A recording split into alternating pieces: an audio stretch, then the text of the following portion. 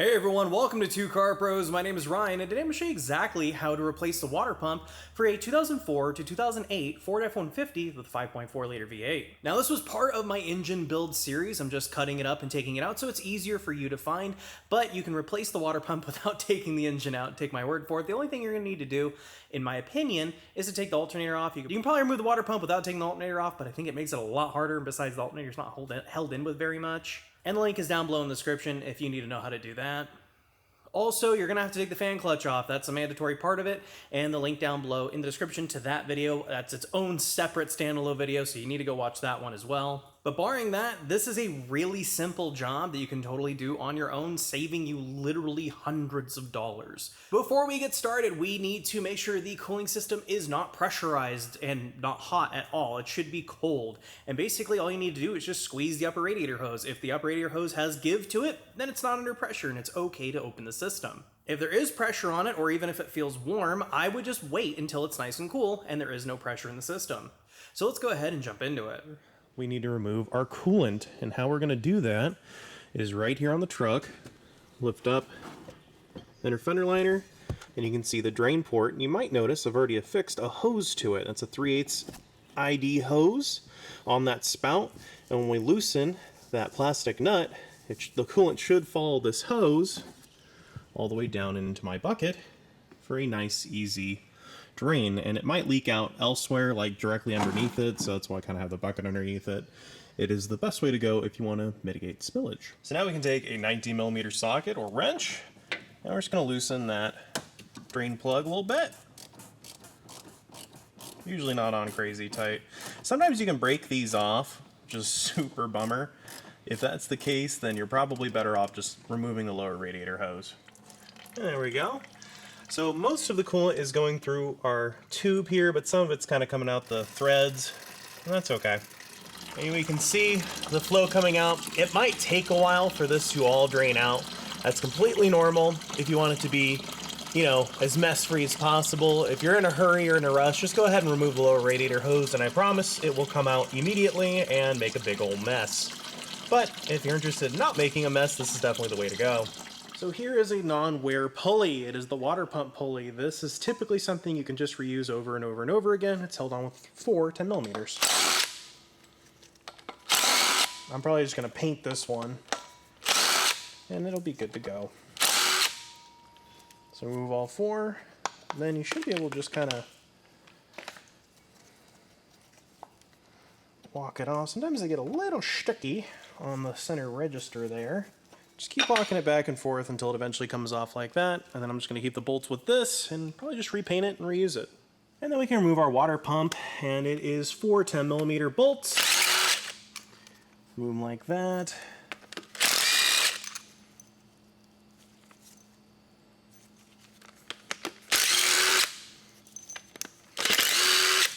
And it looks like all 4 of these bolts are the same length, so you don't have to remember where each one went. They're all the same. So these can be on pretty good. They can be pretty stuck. I mean, think about it. It hasn't been off here in almost 20 years. So what you can do is just grab a rubber mallet if you intend on reusing this water pump. I'm not. I'm going to get a freshie. And you can just kind of tap it. It's already coming loose. Until it comes off. So brace, some taps from one side and another. And there we go, got the water pump out of there. So now let's worry about putting on our front accessories. And the first one I'm going to start with is our water pump, because this can actually go on the engine before it goes in the truck. I think the alternator has to go on while it's in the truck, so we'll cross that bridge later. But I wanted to show you the one I got. This one I got just from Rock Auto. You can get these from your dealer as well. These are the actual Motorcraft Ford unit. I much prefer to go with a OEM unit by Motorcraft or maybe AC Delco. I wouldn't go with one of the other aftermarket offerings, because I think these work better, and I've had way better luck with them. Not locking up or end up weeping out of the hole here 10,000 miles down the road. I want this thing to last like 150,000 miles. So you get the OEM one, and it's not that much more money, and there was no core deposit or anything. And check it out. It just looks like $1 million freaking dollars. And make sure it has the seal on here. I think our gasket kit came with a new seal, but there's already one pre-installed, so it is ready to go. And I have our bolts from when we took the old one out, so we can go ahead and put this on our engine. So next thing I'm going to do, and some of you are going to disagree with me on this, and that's okay, is I'm going to take some black RTV and I'm going to put it on the inside here where the water pump sits and the O-ring interacts with the block. You never put an O-ring on dry anyway, so if you don't use RTV, I would use WD-40 around the seal on the water pump, but the RTV is going to act as a lubricant and sealant once it's dry. So I'm just going to put a thin skin all the way around. You'll see the little groove that the water pump seal wants to sit in, and you just put a little thin film in there. Not a lot. You're not like laying down a giant bead or something.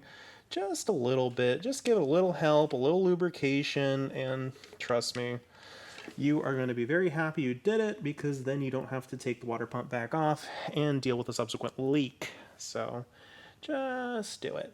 But if not, that's okay too. Just use WD-40 to lubricate that seal up and hope the seal is enough to do its job.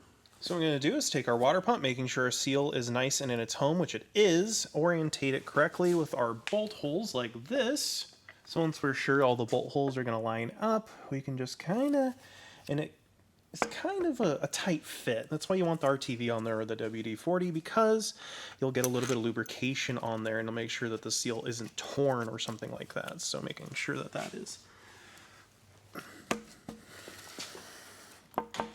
on like that. There we go. That's much better.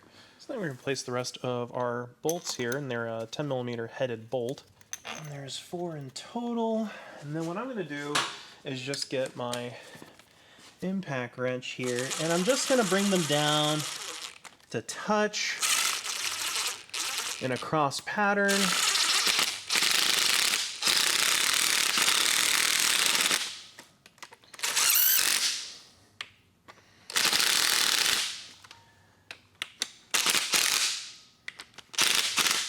And then the torque specification for this is 20. So it's 20 foot-pounds. And again, we can just kind of start on a cross pattern here.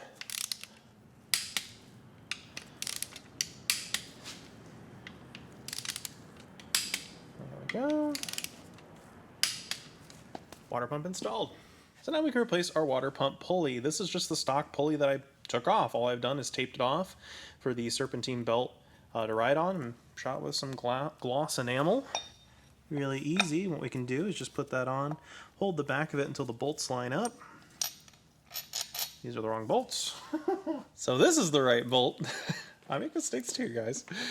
Still 10mm head. I'm just going to get them started on the cross here on the X, just because I want it to sit down nice and flush and make sure that I can still get all 4 bolts in. Yeah, it looks pretty good. And I'm keeping the thread protector on the water pump until I put the fan on. And I'm just going to bring them down to touch. Ooh, careful.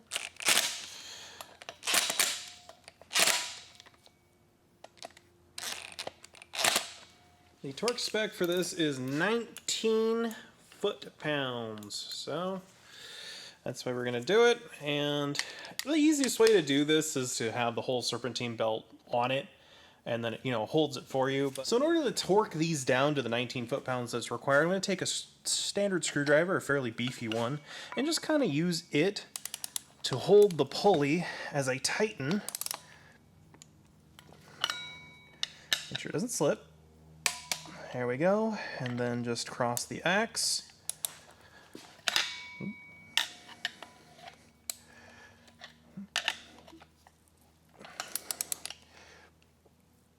There we go.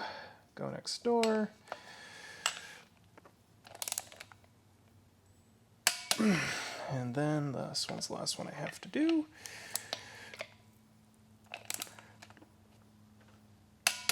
And there we go. The pulley's nice and installed using just a screwdriver. So let's go ahead and talk about coolant. While I'm cranking the engine over, even though it's not lighting off, it's not going to get hot, there's no heat introduced in the system, what I don't want is the water pump running dry. So I'm going to put its coolant in, and I'm just going to tell you right away, it's going to take a lot. The engine's completely empty, radiator's completely empty. It is going to be a lot, and I do recommend getting the Ford Motorcraft Concentrated Gold. It is the coolant for this truck. So for every bit of coolant you put in, go ahead and put in that much distilled water. That's about half this container. This is a gallon, so now I need to add 2 quarts of distilled water and keep doing that until it shows up on the line on the reservoir. So go ahead and put in half of this distilled water and just keep doing that. I mean, honestly, I'd put at least a gallon of each in before you even tried turning the engine over, because it's probably going to take something like 4 to 6 gallons total. I don't know the exact amount off the top of my head. So I've been running the truck for a little bit now, and I've just been looking around, making sure everything's okay, keeping an eye on the coolant. I actually saw a big old air bubble blurp up into the coolant reservoir. It's still within range, so I'm comfortable running it for now, but I might top that off later, of course, when the system is cool. And then, of course, look underneath the truck. Is there anything dripping? Nope, I just see a body clip from a previous project and a little bit of water coming out of condensation out of the exhaust, but it's not leaking transmission fluid, oil, coolant, you know, the really important stuff. So that's how to replace a water pump on a 2004 to 2008 Ford F-150 5.4 liter V8. Now, I'm pretty sure this guide will work for basically anything with a 5.4 liter V8, but sometimes there's subtleties and things that people get upset with me about. So I know for sure it's on the F-150s, but I think that also applies to the Econoline vans. And I think they put these engines in motorhomes and vans and moving equipment and all kinds of different applications. This engine's everywhere. Also, if you're doing the water pump, I do recommend getting a new radiator cap. It's like a $5 part, and it's definitely something that can save your cooling system and therefore your engine down the road. And over the next couple of days, keep an eye on the coolant level. If it drops any, just keep adding the 50-50 mixture together until you're in that acceptable cool range, obviously when the cooling system is not pressurized. Thank you so very much for watching. If you found this video helpful at all, please consider becoming a member down below. It's a direct way to help out the channel. Barring that, you can subscribe and like. It really helps the channel out as well. Thanks again for watching, and I'll see you next time.